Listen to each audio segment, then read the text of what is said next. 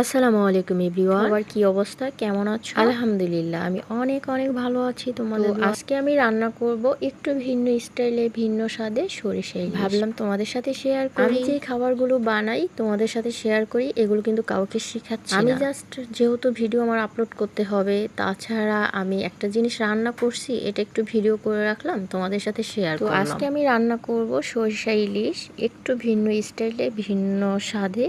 ভিডিওটার সাথেই থাকো। তো এইখানে আমি পুরো আস্ত একটা ইলিশ মাছ নিয়েছি, যতটুকু হয়েছে পুরোটাই নিয়েছি, নিয়ে খুব ভালো করে কেটে ধুয়ে পরিষ্কার করে নিয়েছি। এখন জাস্ট একটু লবণ মেখে রেখে দিব।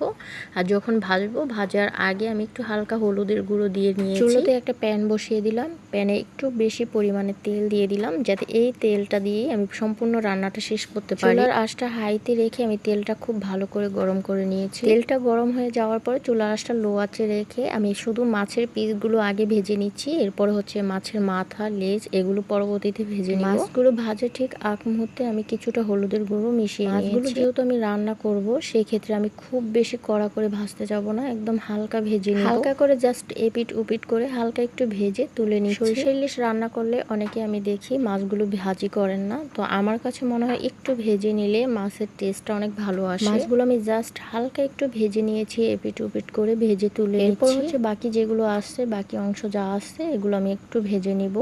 মাথাটা একটু কড়া করে ভেজে নিব, কারণ মাথাটা একটু সিদ্ধ হতে সময় লাগে, এই জন্য একটু কড়া করে ভেজে নিব। মাছের থেকে মাথাটা একটু বেশি হালকা ভেজে নিব। তো ফাইনালি সবগুলো মাছ ভাজা হয়ে গেছে, আমি হচ্ছে তুলে নিচ্ছি। এখন হচ্ছে মাছ ভাজা যে অবশিষ্ট তেলগুলো আছে, এই তেল দিয়ে হচ্ছে আমি মাছটা রান্না করব। তো মাছ ভাজার এই তেলের মধ্যে আমি হচ্ছে 3টা পেঁয়াজ কুচি দিয়ে দিলাম। পেঁয়াজটা একটু হালকা লাল লাল করে ভেজে নিব। যখন একটু হালকা ভাজা হয়ে যাবে, তখন আমি এখানে দিয়ে দিব জিরা আর হচ্ছে কাঁচামরিচ বাটা। সরিষা ইলিশে আমি খুব একটা মশলা অ্যাড করব না। আমি এইখানে স্বাদ মতো লবণ দিয়ে দিলাম, 1 চা চামচ হলুদের গুঁড়ো, 1/2 চা চামচ মরিচের গুঁড়ো। যেহেতু আমি কাঁচামরিচ বাটা দিয়েছি, লাস্টে দিয়ে আমি কাঁচামরিচ আস্ত দিব, সেই জন্য গুঁড়োটা একটু কম দিলাম। এরপর হচ্ছে পরিমাণ মতো একটু পানি দিয়ে মশলাটা খুব ভালো করে কষিয়ে নিব। মশলাটা কাঁচা গন্ধ চলে গেলে এইখানে আমি দিয়ে দিব সরিষা বাটা, সাদা সরিষা 2 চা চামচের মতো সরিষা বাটা দিয়ে আবার মশলাটা আমি খুব সুন্দর করে কষিয়ে নেব, যতক্ষণ পর্যন্ত মশলা থেকে তেল না বের হবে। মশলাটা খুব ভালো করে কষিয়ে উপর থেকে তেলটা বের হয়ে আসছে। এখন হচ্ছে মাছের পিসগুলো আমি এক এক করে দিয়ে দিচ্ছি।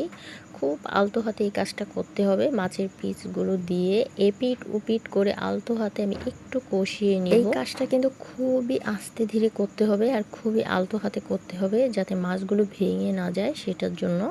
তো মাছগুলো আমি এপিট উপিট করে সুন্দর করে হচ্ছে উল্টে পাল্টে আমি একটু কষিয়ে নিচ্ছি। মাছটা খুব ভালো মতো কষে গেলে আমি এখানে দিয়ে দেবো নারিকেলের দুধ। নারিকেলের দুধ দিয়ে আমি কখনো সরিষা ইলিশ রান্না করিনি, এই ফার্স্ট। নারিকেলটা খুব ভালো করে কুড়িয়ে তারপর হচ্ছে ব্লেন্ডার করে আমি দুধটা ছেঁকে নিয়েছি খুব সুন্দর করে। নারিকেলের দুধ দিয়ে আমি ভালো করে নেড়ে চেড়ে একটু ঢাকা দিয়ে রেখেছিলাম, যাতে মাছটা খুব ভালোভাবে সিদ্ধ হয়ে যায়। আস্ত কয়েকটা কাঁচামরিচ, কাঁচামরিচের মাথাটা একটু ভেঙে আমি আস্ত কয়েকটা কাঁচামরিচ দিয়ে দিলাম সুন্দর ফ্লেভারের জন্য। চুলাটা লো এবং হাইয়ের মাঝামাঝি রেখে আমি সম্পূর্ণ রান্নাটা করেছি, যাতে নিচ থেকে পুড়েও না যায়, আবার মাছটা খুব ভালোভাবে সিদ্ধ হয়। যেহেতু সরিষা ইলিশ রান্না করতেছি, তো একটু শুকনো শুকনোই করব। জাস্ট তেলটা যখন উপর থেকে বের হয়ে যাবে তখন নামিয়ে নিব। সরিষা ইলিশ রান্না করলে অনেকে হচ্ছে মাখালো মাখালো ঝোল রাখে, বাট আমি সেটা করি না। আমি একদম তেল থেকে মশলাটা আলাদা হয়ে যায়। ফাইনালি মাছটা খুব সুন্দর করে রান্না হয়ে গিয়েছে, একটু সাফ করে দেখো। তো আমি যেভাবে রান্না করি সেটাই তোমাদের সাথে শেয়ার করলাম। আমার চাইতে অনেক ভালো তোমরা রান্না করতে পারো। যাই হোক, আজকে সরিষা ইলিশটা অনেকটাই মজা হয়েছে। এরকম আমি রান্না আরও কয়েকবার করেছি, বাট এতটা টেস্ট কখনই হয়নি। তোমাদের কাছে কীরকম লাগছে অবভিয়াসলি কমেন্ট করে জানাবা। আমার কাছে ভালো লাগছে, রান্নাটাও ভালো লাগছে, খাওয়াটাও। তো আল্লাহ হাফিজ।